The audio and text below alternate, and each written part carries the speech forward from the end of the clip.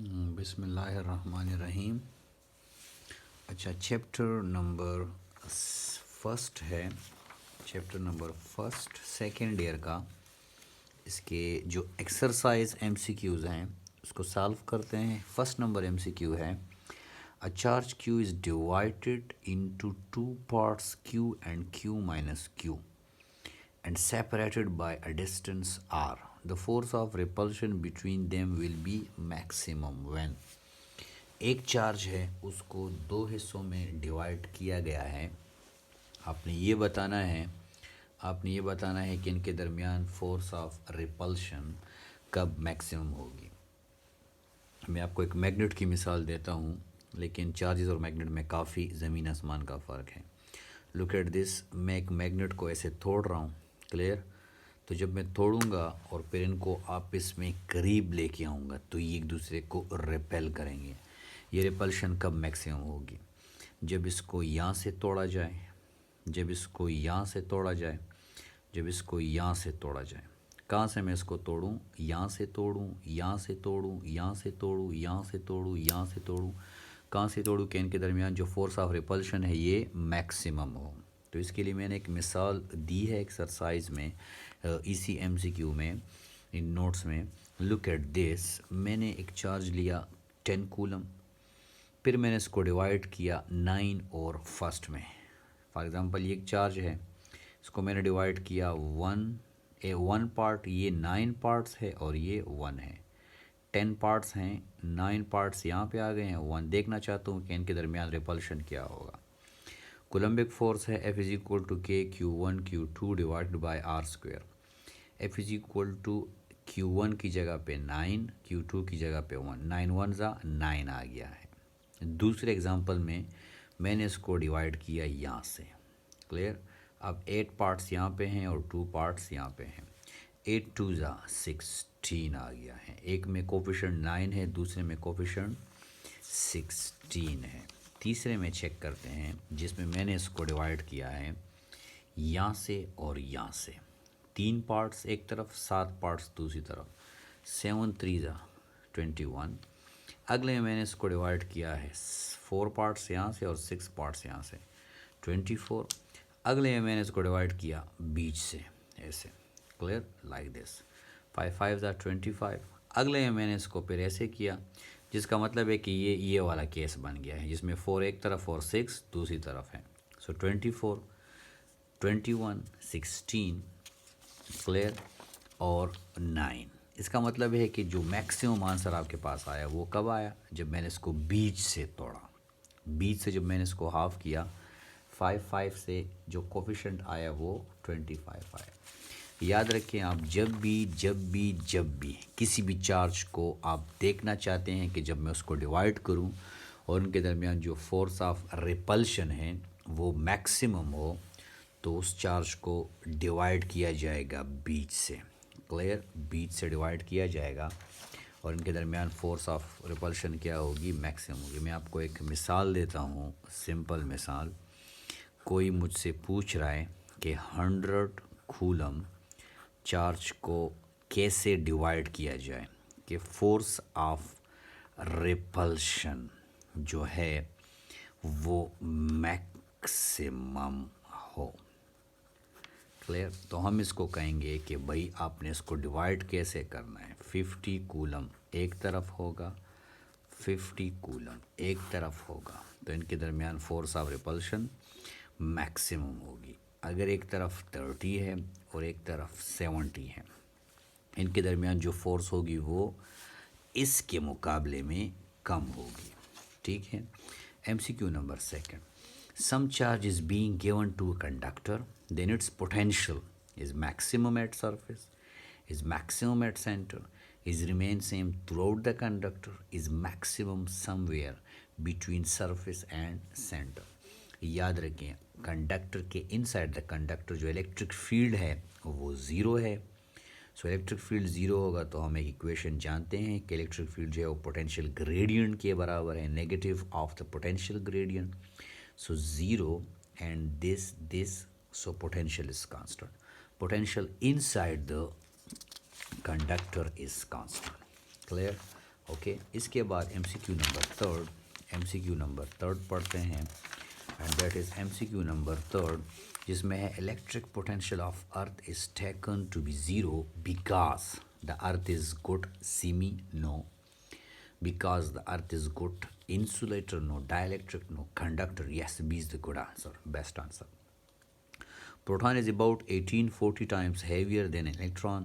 When it is accelerated by a potential difference of 1 kilovolt, its kinetic energy will be, so याद रखें, हम जानते हैं कि V is equal to simple, हम जानते हैं MCQ नंबर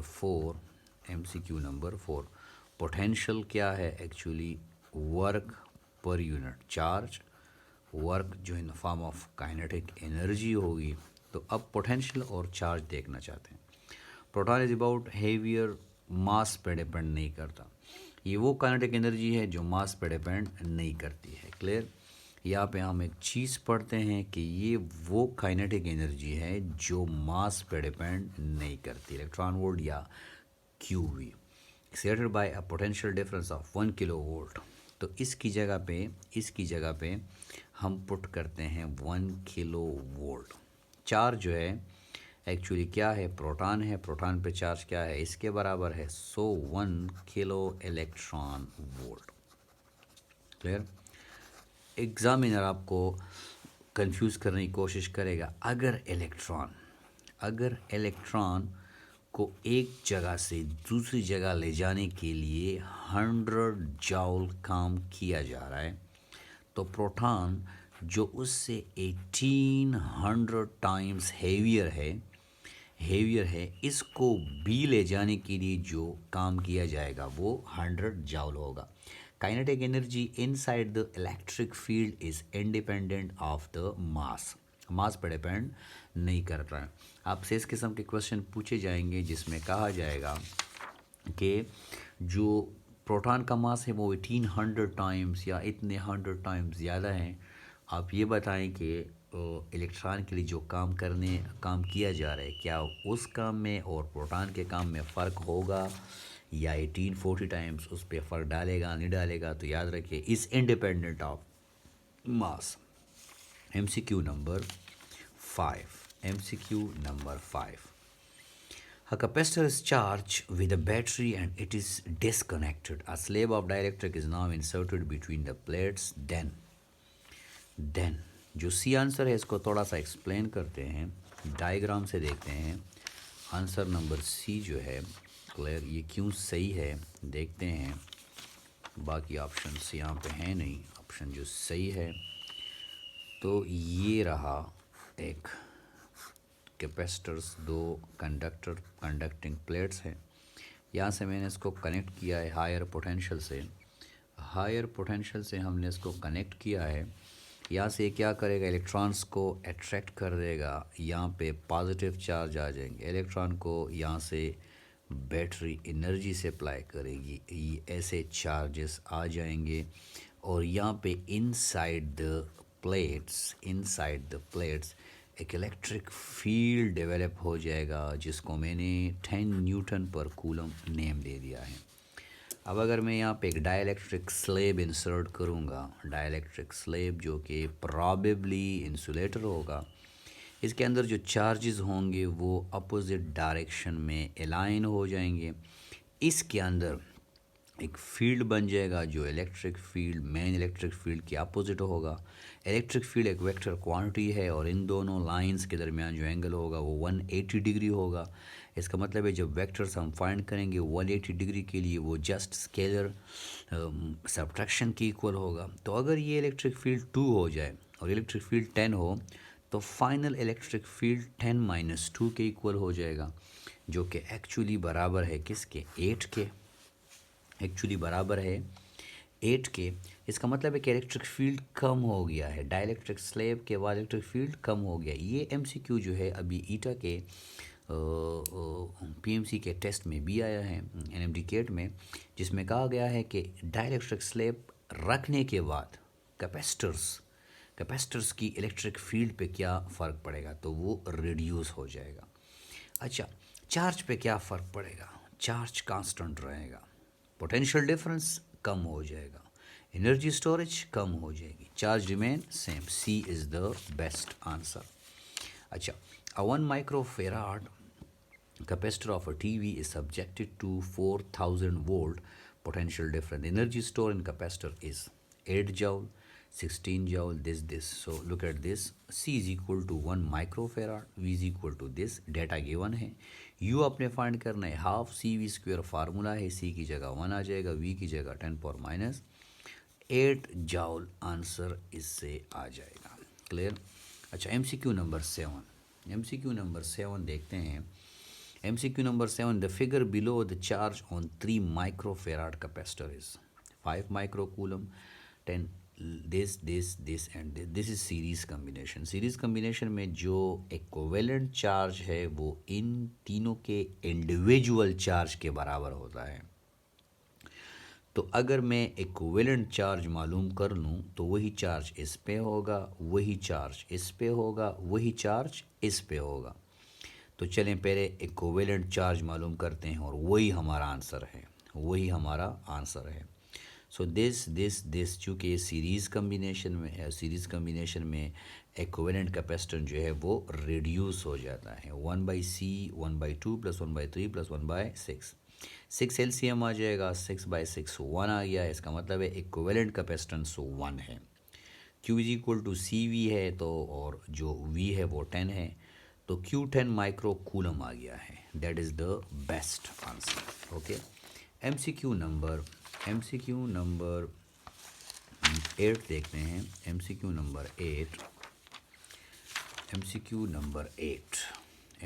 नंबर 8, सो MCQ नंबर 8 जो है, that is electric potential between 2 points A and B is del V.